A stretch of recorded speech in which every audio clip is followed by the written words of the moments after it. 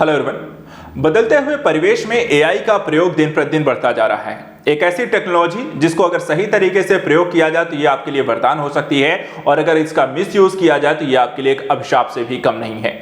ऐसे ही यहाँ पर कुछ उदाहरण देखने को मिलते हैं, जहां एक तरफ अभी कुछ महीने पहले यहाँ पे रश्मिका मंदाना का डीप फेक वीडियो यहाँ पर वायरल हुआ था, जो इसके यहाँ पे गलत प्रयोगों को बढ़ावा देता है। वहीं दूसरी तरफ यहाँ पे क्रिएटिव पर्पस से अगर देखा जाए, एआई के कई अलग प्रयोग भी आपको देखने को मिलते हैं जो सकारात्मक भी हैं। ऐसा एक मुद्दा भी हाल फिलहाल में देखें, रजनीकांत की फिल्म लाल सलाम में देखने को मिला, जहां एक गाना जो है मरणोपरांत एक व्यक्ति के आवाज को एआई के माध्यम से क्रिएट किया गया है। आज हम इसी मुद्दे को समझने का प्रयास करेंगे कि ये कितना सही है, एथिक्स वर्सेस टेक्नोलॉजी के इस मुद्दे को। सबसे पहले यहां पे देखिए जो चर्चा का विषय बनता है, संगीतकार AR रहमान। अगर हम देखें, ये मूवी आई है लाल सलाम, और इसमें यहां पर यह मुद्दा जो है चर्चा का विषय बना।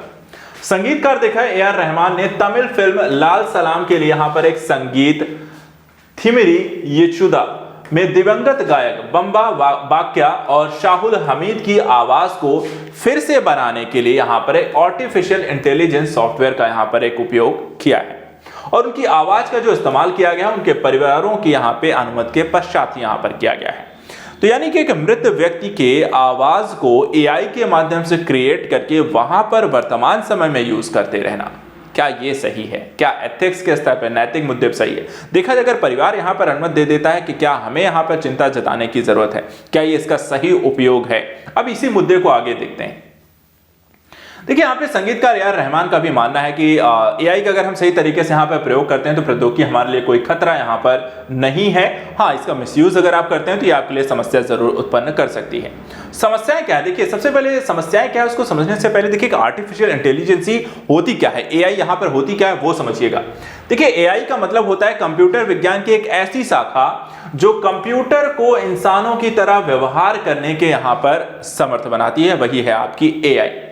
जैसे मानव के अंदर जो क्षमता होती है, जैसे सोचने, समझने, तर्क करने, निर्णय लेने इत्यादि की, ठीक वैसे ही मशीनों में सोचने, समझने, सीखने, समस्या हल करने और निर्णय लेने की संबंधी क्षमताओं के यदि आप विकास करते हैं तो वहां पर उस मशीन को हम कहते हैं एआई मशीनें। ठीक है, आर्टिफिशियल इंटेलिजेंस से युक्त आपकी मशीनें बनाई गई हैं। अब एआई का प्रयोग कैसे करना है, ये क्वेश्चन आता है कि क्या नैतिक है और क्या अनैतिक है।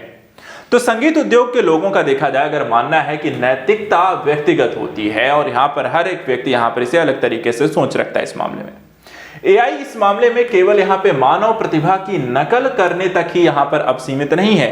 संगीत उद्योग में लंबे समय तक देखा प्रौद्योगिकी का ही उपयोग होता रहा है, और उसके माध्यम से संगीत, म्यूजिक देना, ऑटो ट्यून करना जैसे कई सारी चीजें हमने वहां पर देखी हैं। और इसी के एक विस्तारित स्वरूप के तौर पे आप यहां पर इस तरह की वॉइस कम्युनिटी को यहां पर फिर से शामिल करना, एआई के माध्यम से रिक्रिएट करना भी यहां पर एक अलग आयाम को ही प्रदर्शित करता है।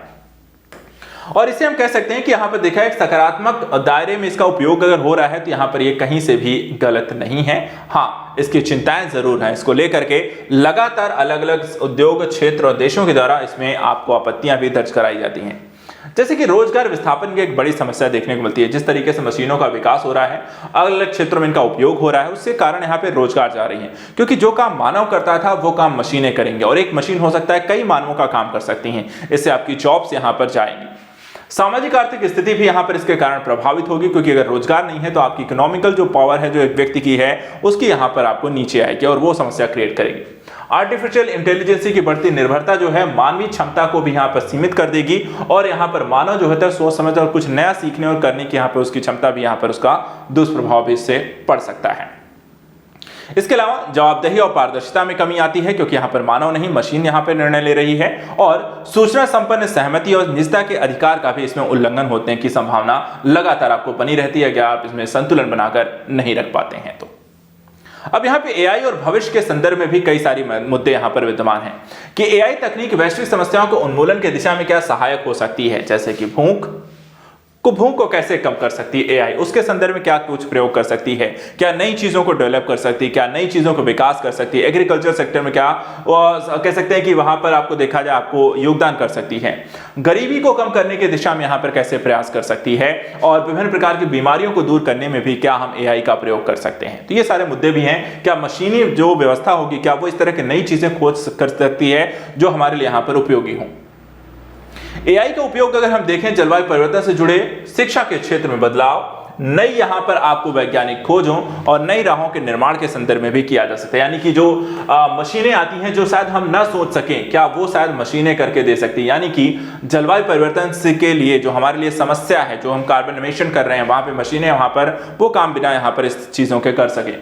शिक्षा के क्षेत्र में नई यहाँ पे संभावना है, टीचिंग स्किल्स को डेवलप कर नई स्किल्स को यहाँ पर सिखाना, वो काम वहाँ पे किया जा सकता है। एआई तकनीक के माध्यम से देखा जाता है फसलों की यहाँ पर पैदावार को बढ़ाना हो या फिर व्यावसायिक उत्पादकता को बढ़ाने के लिए हम इसका उपयोग कैसे कर सकते हैं। ये सारे जो पहलू हैं वो देखा जाए तो अपने आप में एआई के बढ़ावा देने के सकारात्मक पक्षों के रूप में देखे जा सकते हैं।